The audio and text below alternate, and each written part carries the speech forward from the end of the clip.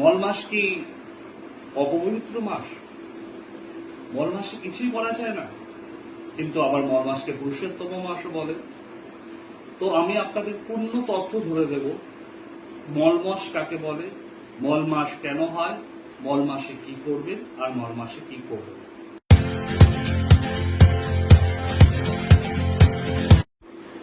নমস্কার, আমি আপনাদের পুরোহিত অভিজিৎ মিশ্র। জয় মা আত্মা, আদিশক্তি সবার মঙ্গল করুক।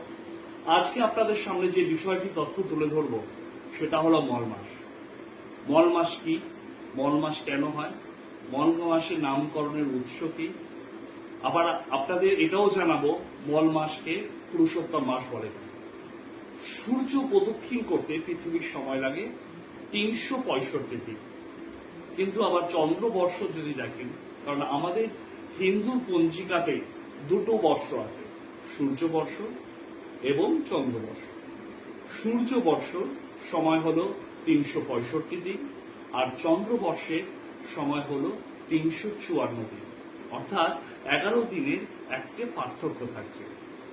এই যে 11 দিনের ব্যবধান আছে, এই 11 দিনের যে ব্যবধান সৃষ্টি হচ্ছে সূর্য বর্ষ আর চন্দ্রবর্ষে, 32 মাস 16 দিন পরে এই 11 দিন যুক্ত হয়ে একটি অধিক মাস হয়।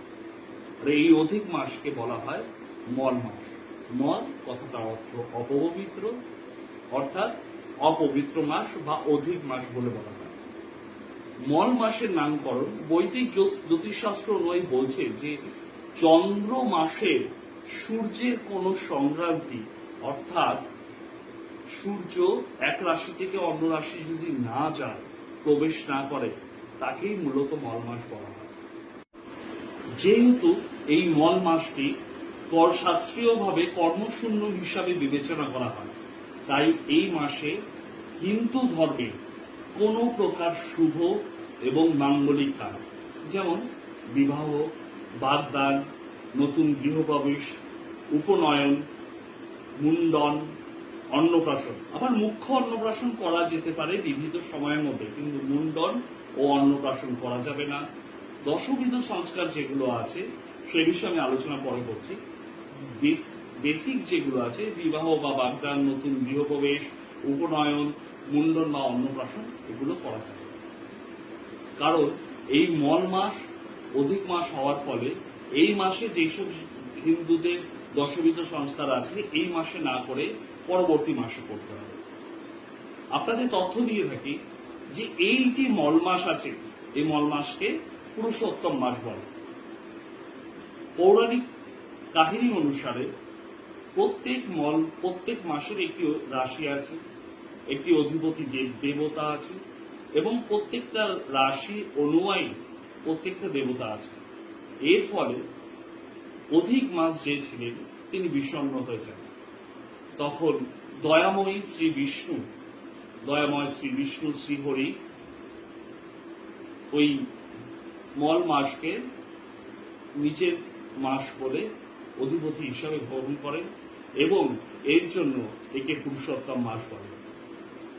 এই মাস যেমন কিছু কাজ করা যায় না, তেমনি কিছু কাজ করাও যায়। বিষ্ণু সাধনার জন্য পুরুষোত্তম মাস হল সর্বপ্রিয়। যারা বিষ্ণুর নাম জপ করতে চান, পাপ পুণ্যর যে ব্যবধান আছে সেই ব্যবধানকে সমতল করতে চান, তারা এই হরি নাম, শ্রীকৃষ্ণ নাম, পুরুষোত্তম জপ করুন এই মল মাসে। এই মল মাসে জপ করলে আপনি অন্যান্য মাসের চেয়ে এই মল মাসে, পুরুষোত্তম মাস যেহেতু, সেই পুরুষোত্তম মাসে দ্বিগুণ ফল লাভ করবেন। আমি আপনাকে জানাবো প্রত্যেক মাসে একটি অধিপতি রাশি আছে, আর সেই অধিপতি রাশির দেবতাগুলোর নাম কি, সেই বিষয়ে যেটা আলোচনা করছিলাম, যে প্রত্যেক মাসে তাহলে গ্রহের রাশি আছে, তার অধিপতি গ্রহ আছে, যে সেই বিষয়টা আমি একটু আলোচনা করে দিই, তাহলে আপনি বুঝতে পারবেন পুরুষোত্তম মাস কেন বলা হচ্ছে আর তার মাধুর্যতা কোথায়, শ্রীহরি কেন নিয়েছেন। যেমন আমরা দেখি বৈশাখ মাসে কি হয়, মেষ রাশিতে থাকে। যখন আমরা সংকল্প নিই, আমরা দেখি না, বলি না, বিষ্ণু নম তৎসদ অদ্য অমুক মাসে অমুক রাশিতে। তো সেই ক্ষেত্রে বৈশাখ মাসে কোন রাশি পড়ছে? বৈশাখ মাসের রাশি পড়ছে মেষ রাশি। এই মেষ রাশি যার গ্রহ অধিপতি গ্রহ হলো মঙ্গল, আর এই মঙ্গলের আরাধ্যা দেবী হলো মহালক্ষ্মী ও দুর্গা, আমি ভুল বললাম, রামচন্দ্র এবং হনুমান। তেমনি জ্যৈষ্ঠ মাসের অধিপতি আমরা বিষ রাশি জানি, জ্যৈষ্ঠ মাসের রাশি হলো বিষ। তো অধিপতিকে জ্যৈষ্ঠ মাসের রাশি হলো বিষ, অধিপতি গ্রহ হলো শুক্র। আর যেহেতু অধিপত গ্রহ হলো শুক্র, তাই তাদের প্রধান আরাধ্য দেবতা হলো শ্রী গণেশ ও ভগবান বিষ্ণু। দেখুন প্রত্যেক রাশির আলাদা আলাদা ভাবে আছে, যেমন জ্যৈষ্ঠ। তেমনি আমরা খেয়াল করি যে আষাঢ় মাসে, মানে অমুক মাসে অমুক রাশিস্থিতি যেমন হয়, আষাঢ় মাসে মিথুন রাশিস্থিতি। তো আষাঢ় মাসে মিথুন রাশি তো হচ্ছে, তার অধিপতিকে, মিথুনের অধিপতি হলো গ্রহ হলো বুধ। আষাঢ় মাসে অধিপতি গ্রহ বুধ। সে যেহেতু বুধ, সেহেতু প্রধান আরাধ্য দেবতা শ্রী গণেশ ও ভগবান বিষ্ণু। তার পাশাপাশি আপনি দেখবেন যে শ্রাবণ হলো কর্কট রাশি, আর এই শ্রাবণের কর্কট রাশির অধিপতি গ্রহ হলো চন্দ্র, যার প্রধান আরাধ্য দেবতা ভগবান শিব ও দেবী পার্বতী। আপনারা জানেন শ্রাবণ মাসেই শিবের মাথায় জল ঢালা হয়, আমরা শিবের আরাধনা করি, শিবলিঙ্গ পূজা অর্চনা করি, আমরা শ্রাবণ মাসেই রুদ্রাভিষেক করি। তার অন্যতম দিকটা আপনি আশা করে বুঝতে পারছেন যে প্রত্যেক মাসের সঙ্গে, প্রত্যেক রাশির সঙ্গে, প্রত্যেক গ্রহের সঙ্গে তার অধিপতি দেবতারা কেমন ভাবে যুক্ত হয়ে আছে। আবার আপনি যদি যান ভাদ্র মাসে কি রাশি? ভাদ্র মাসের রাশি হলো সিংহ, যার অধিপতি গ্রহ হলো সূর্য। প্রধান আরাধ্য দেবতা কে তাহলে? সূর্য দেবতা ও ভগবান শ্রী বিষ্ণু। আশ্বিন মাসের অধিপতি গ্রহ হলো বুধ, যার প্রধান আরাধ্য দেবতা হলো শ্রী গণেশ ও সরস্বতী। কার্তিক মাসে হলো তুলা রাশি। কার্তিকের যে রাশি আছে তুলা রাশি, অধিপতি গ্রহ হলো বুধ। এখানে প্রধান আরাধ্য দেবী হচ্ছে মা লক্ষ্মী ও ভগবান শ্রী বিষ্ণু। অঘ্রাণ মাস বৃশ্চিক রাশি, যার অধিপতি গ্রহ হলো মঙ্গল, প্রধান আরাধ্য দেবতা হলো হনুমান এবং মহাকাল। দেবী মহাকালী অঘ্রাণ মাসের একটি বড় ভূমিকা আছে। তার পাশাপাশি পৌষ মাস, যার অধিপতি গ্রহ হলো বৃহস্পতি।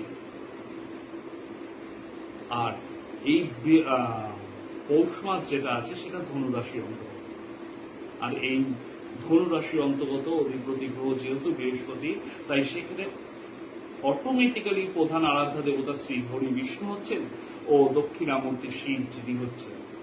দক্ষিণামূর্তি শিবের বিষয়ে আমি আপনাকে অন্য শিবার্চনা যখন বলবো, শিবার্চনার বিষয়ে আমি দক্ষিণামূর্তি শিবের রহস্য এবং তার সব তথ্য আমি আপনাকে তুলে ধরব। আর ফাল্গুন মাস, মাঘ মাসের মকর রাশি হলো অধিপত গ্রহ হলো শনি, আর শনির আরাধ্য দেবতা হলো মহাদেব অর্থাৎ শিব, এবং শনিদেবেরও পুজো করা হয়। এর জন্য আপনি দেখবেন মাঘ মাসে শনি ঠাকুরের পুজো অর্থাৎ বড় ঠাকুরের পুজো করার একটা প্রচলন আমাদের বাঙালি সমাজে, আমাদের বাংলায় প্রচলিত আছে। ফাল্গুন হলো অর্থাৎ কুম্ভ, অর্থাৎ ফাল্গুন মাস। এবার এই রাশিগুলো যদি আপনি মনে রাখেন না, তাহলে ফাল্গুন মাসে যে জন্মাচ্ছে তার সেই তিথিতে কুম্ভ রাশি হচ্ছে, জন্মেও কুম্ভ রাশি কিন্তু হয়। এইভাবেই সহজ একটা সরল অঙ্কের মাধ্যমে আমাদের এই মাসগুলো বর্ণিত করা আছে। ফাল্গুন মাসে যিনি জন্মাচ্ছে কুম্ভ রাশিতে জন্মাচ্ছে, তার অধিপতি গ্রহ কে হচ্ছে? শনি, যার প্রধান আরাধ্য দেবতা হলো শনিদেব ও মা কালী। তাহলে আপনি বুঝতে পারছেন, আপনি যদি এগুলো জানতে পারেন যে কোন রাশি কোন মাসে কোন রাশি হচ্ছে, তাহলে আপনি সেই মাসে কেউ জন্মালে তার অধিপতি গ্রহ কে হবে এবং তার আরাধ্য দেবতা কে হবে সেটা আপনি অনায়াসে বার করে ফেলতে পারবেন। আমরা যখন মানুষের ছক করি, মানে যারা ডিটেলস পাঠায় আমরা ছক করি, তখন সেই ক্ষেত্রে দাঁড়িয়ে আমরা এগুলো কিন্তু বিচার করা হয়। লাস্ট আমি যেটা বলছি, চৈত্র মাস, মীন রাশি, অধিপতি গ্রহ হলো বৃহস্পতি, তার প্রধান আরাধ্য দেবতা হলো শ্রী ভগবান বিষ্ণু ও শ্রী কৃষ্ণ রূপী পুজো করা হয়।